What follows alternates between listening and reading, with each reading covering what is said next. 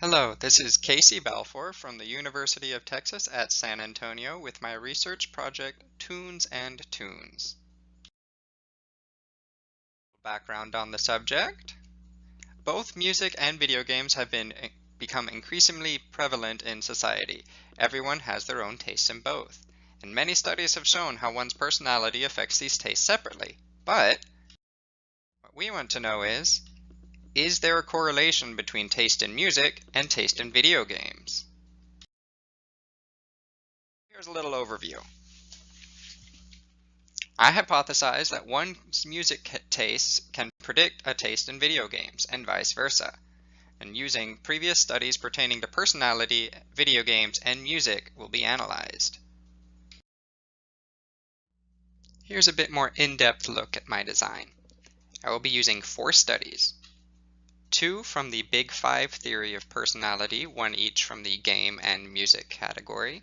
Now, Big Five uses extroversion, conscientiousness, openness, neuroticism, and agreeableness to define personality.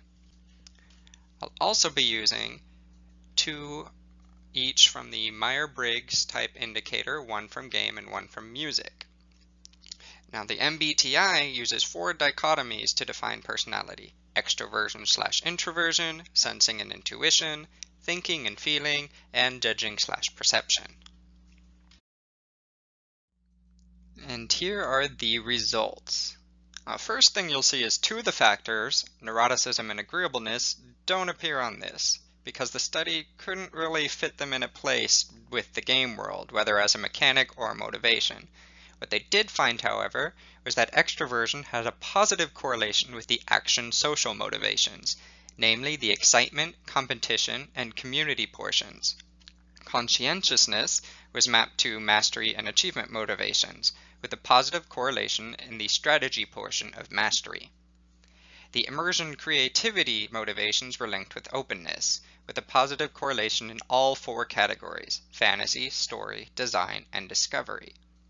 And the music study broke down the genres of music into 4 basic categories: reflective and complex, being blues, jazz, classical, and folk; intense and rebellious, being rock, alternative, and heavy metal; upbeat and conventional, being country, religious, and pop; and energetic and rhythmic, being rap, hip-hop, funk, electronic, and dance.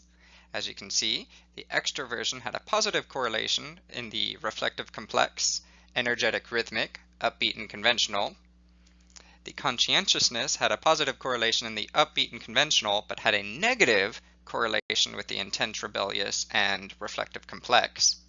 And the open had an immense positive correlation with the reflective complex, somewhat a positive correlation with the intense, rebellious, energetic, and rhythmic, and then a negative correlation with the upbeat and conventional music.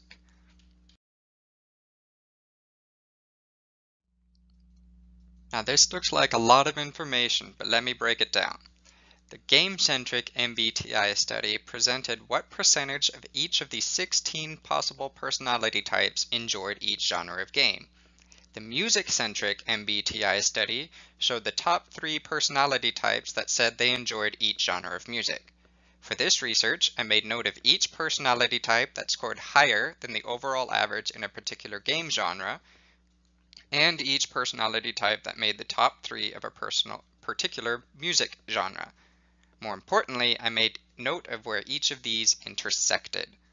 So we see in the sports racing category, hip-hop edged out over the other genres, and world failed to see a top 3 at all. First-person shooters had an equal number of genres reach the maximum number of top 3s that they could get, as well as ones that failed to see a top 3 at all. The role-playing game category had the largest amount of the maximum measured top 3s at 5 genres. And in the strategy category, every genre saw at least one top 3. Stealth and card games both did not have any music genres reach the maximum top 3s, and stealth had the highest number of music genres not see a top 3 at all, with card games right behind them. And as the other category is a bit ambiguous, it isn't much of a surprise to see it was pretty middle of the pack in regards to top 3s in music overall. What does this all mean? Victory! I got it right. There is a correlation. And so, to wrap everything up in a nice little bow, is there a correlation between music and video game tastes? Absolutely. This type of research could most easily be used in marketing. While knowing which type of video game players will most likely enjoy your music might not be particularly useful, the opposite could prove highly valuable. For one, using a particular genre of music in one's video game could have a higher chance of drawing in, and more importantly, keeping certain players. Second, this aspect would be exceptionally beneficial for advertising one's game for much the same reason.